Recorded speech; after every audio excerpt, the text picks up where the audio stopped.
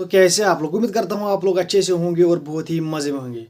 तो जैसे कि आप सभी को पता है, आज दूसरा टेस्ट मैच खेला गया पाकिस्तान और साउथ अफ्रीका के दरमियान रावलपिंडी में। सब लोग यही एक्सपेक्ट कर रहे थे कि भाई साहब टर्निंग ट्रैक होगा, गेंद एक कोने से दूसरे कोने तक जाएगी, लेकिन भाई साहब ऐसा कुछ रहा नहीं।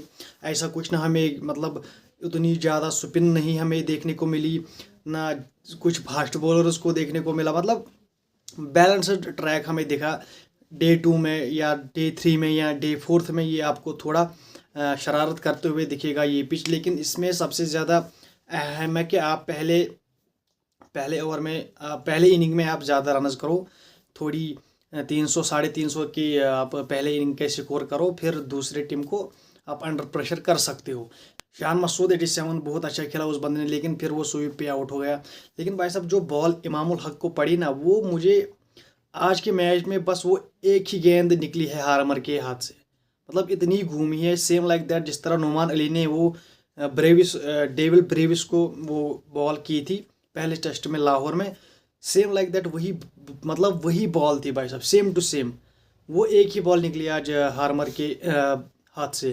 तो भाई साहब पाकिस्तान आप कह सकते हो कि 50-50 का आज दिन दोनों टीमों की तरफ रहा। अगर आप कंपैरिजन करो लाहौर के साथ, तो पहले दिन में लाहौर में 313 रन बने थे पाकिस्तान की तरफ से। वहाँ पर थोड़ी स्पिन भी मिली पहले ही दिन से, लेकिन यहाँ पर फिर थोड़ा स्पिन को उतनी मदद नहीं मिली। लेकिन भाई साहब स्लो पिच था, लेकिन साउथ अफ्रीका ने भी बहुत अच्छी बॉलिंग करी है, रनज रोके हैं, एंड पाकिस्तान ने भी ज़्यादा तेज़ नहीं खेला, वो भी थोड़े डिफेंस हुए।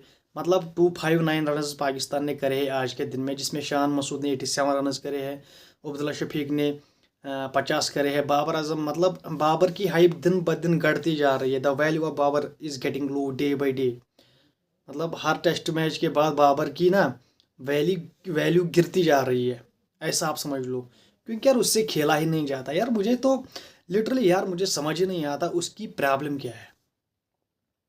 मतलब देखो, जब कोई कहता ना कोई सेट नहीं है, मतलब फॉर्म नहीं है, मतलब यार जब वो खेलता वो सेट दिखता है, अच्छा दिखता है, लेकिन फिर वो अचानक यार, इसे कहते हैं भाई साहब बदकिस्मती, बैड लक फॉर बाबर आजम।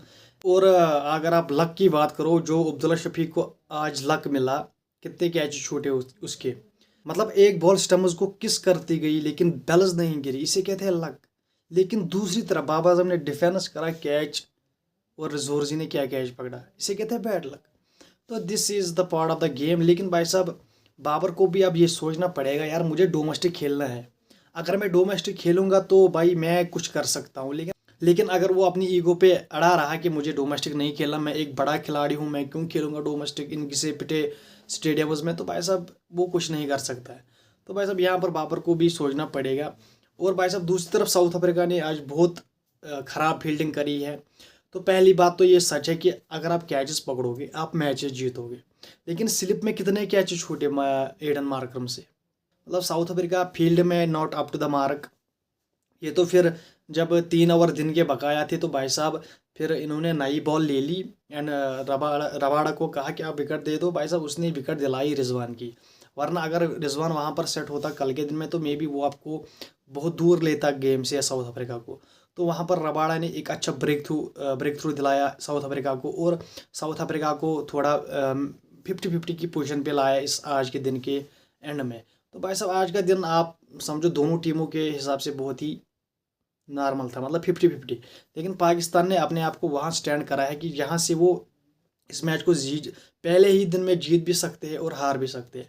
तो भाई साहब यहाँ पर 259 रन है, तो 5 विकेटें गवा दी है पाकिस्तान ने। सलमान अली आगा और साउथ शकील खेल रहे हैं। साउथ शकील एक सेट बैटर है और सलमान अली आगा ने 1-2 ओवर खेले हैं। तो अगर वो कल 300 तक वही दोनों खेले, 40 रन और जोड़े, तो 300 पार तो हो जाएंगे। फिर अगर फिर टेल भी 350 के ऊपर चले जाए, तो भाई साहब Pakistan is in the match.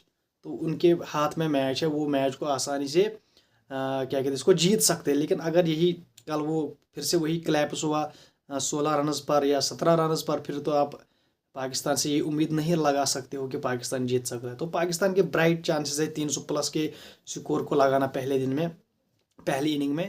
तो भाई साहब होप करता हूँ कि अच्छी क्रिकेट हो एंड पाकिस्तान जीते यार। पर्सनली चाहता हूँ कि पाकिस्तान जीते, एंड होप करता हूँ कि बाबर आजम दूसरी इनिंग में रनस करे। Simple is that. लेकिन भाई साहब जो केशव महाराज ने सेलिब्रेशन करी ऐसी भाई साहब बाबर की विकेट लेने के बाद, वो आपको दिखा रहा है कि कितने डेस्परेट थे केशव महाराज के, उसको बाबर की विकेट चाहिए। लेकिन एक दूसरी साइड बाबर ये सोच ही नहीं पा रहा है कि मैं क्या करूं। एक तो इसको इतना मोटिवेशन मिलती है क्राउड से, मतलब पूरा जब वो आता है तो पूरा क्राउड आता है, उसको इतनी मोटिवेशन मिलती है भाई साहब। और कितनी मोटिवेशन चाहिए बाबर आजम को? नहीं बोलो आप, कितनी मोटिवेशन चाहिए बाबर आजम को यार? उनसे उससे खेला ही नहीं जाता है। जब वो खेलता है जब वो खेलता है तो भाई साहब लगता है कि सेट हो गया, अब ये सेंचुरी मारेगा। लेकिन जब एक गेंद इधर जाती है तो भाई साहब उसकी टांगे खड़ी होती है। लिटरली यार उसकी ना मुझे समझ नहीं आ रही यार, उसकी ना वैल्यू डे बाई डे घटती जा रही है। एंड जो क्रेज़ बाबर का था ना बॉलर्स में, वो तो अब नहीं रहा यार लिटरली। क्योंकि हर बॉलर अब पता ही है कि भाई साहब ये तो अपनी विकेट देगा। तो नॉट क्या कहते हैं इसको, good signs for Babar Azam. And Pakistan के पास बहुत ही अच्छे चांसेस है इस मैच को भी जीतने के लिए। क्योंकि मानो आप 259 पे अभी 5 आउट हैं, तो भाई साहब अगर ये कल 150 रन बना दे और पाकिस्तान, तो भाई साहब they are brilliantly win this match. भाई साहब ये पाकिस्तान के फेवर में झुकने वाला है। अगर ये 100-150 और बना लेंगे कल, तो पाकिस्तान की तरफ ये मैच झुकने वाला है। तो वैसा पाकिस्तान को अब ये सोचना पड़ेगा, अपने ड्रेसिंग रूम में ये मीटिंग करनी पड़ेगी, भाई विकेट नहीं देने हैं, स्लो खेलो, कोई बात नहीं, 300 प्लस जाओ, आप 350 लगाओ, फिर आप हिट खेलो। लेकिन अगर उन्होंने वैसे ही कोलैप्स करा जैसे पहले टेस्ट मैच में दूसरी इनिंग में, पहली इनिंग में भी दूसरी इनिंग में भी जो कोलैप्स हुआ ना, वो नाकाबिले यकीन था, मतलब वो एक्सेप्टेबल नहीं था भाई साहब। तो भाई साहब ये था दूसरा टेस्ट आज पाकिस्तान का, और क्या कहते हैं इसको, साउथ अफ्रीका का। तो बहुत ही अच्छा मैच रहा आज, बैलेंस्ड मैच था। 50% ये साउथ अफ्रीका के फेवर में गया आज का दिन, एंड 50 पाकिस्तान के फेवर में, क्योंकि पाकिस्तान ने 259 रनस करे हैं, 5 विकेटें गंवा दी। और साउथ अफ्रीका ने भी बहुत कैचेस छोड़े। मे बी अगर वो कैचेस पकड़ लेते तो ऐसा साउथ अफ्रीका मतलब डिफरेंट स्टोरी होती है आज, अगर साउथ अफ्रीका कैचेस पकड़ लेती।